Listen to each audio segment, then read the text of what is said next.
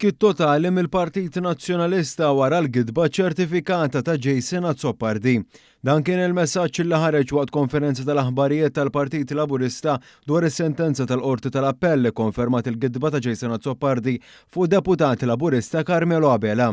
Fil-fatt f'konferenza indirizzata mill-Ministru Jonathan Attartu Segretarju Parlamentari Glenn Bedingfield ġiet innotata l-ipokrezija tal-Partit Nazzjonalista b'mod speċjali fid-dawl li jipriedka ħafna fuq il-ġustizzja.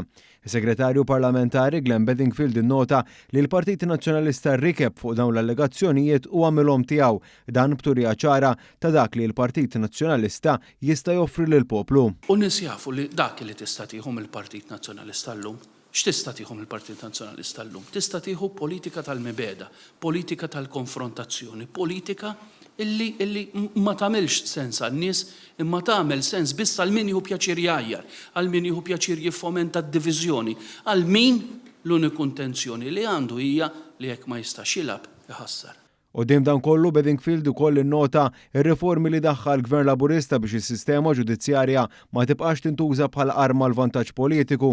Il-Ministru Attart kompla fuq dan is-sentiment kif stqar li l-Partit Nazzjonalista m'għandux għażla għajr li jirkeb biss fuq kalunji u gideb bilha li jkissru lil min ikun fil-mira tagħhom. Filwaqt li qara mis-sentenza tal-Qorti, Attart innota li l-Partit Nazzjonalista għen lil Jason Azzopardi bil-gidba tiegħu permezz ta' talbiet sistematiċi għar-riżenja ta' Carmelo Abela.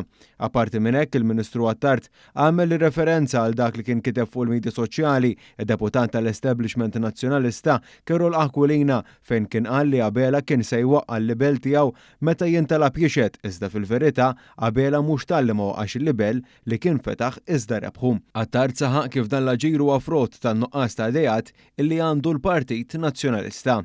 Hekk spiċċa letteralment il-Partit Nazzjonalista x'mandu l-ebda dejat għal dan il-pajjiż għax ma jistax joffri ebda stabilità lil dan il-pajjiż għax mhux jirnexxielu jikkonvinċu jirbaħ il-fiduċja tal-poplu l-unika għażla li għandu huwa li jattakka bl-aktar mod estrem. Huwa sellem ukoll il-Carmelo Abela r-reżiljenza tiegħu li ma qatax qalbu u għadda minn dan il-proċess b'suċċess biex il-verità setet toħroġ. Il-Ministru nota wkoll skiet itarrax partikolarment minn dawk li wrew l-interess tagħhom biex ikunu l-kap il-ġdid tal-Partit Nazzjonalista quddiem dawn l-iżviluppi.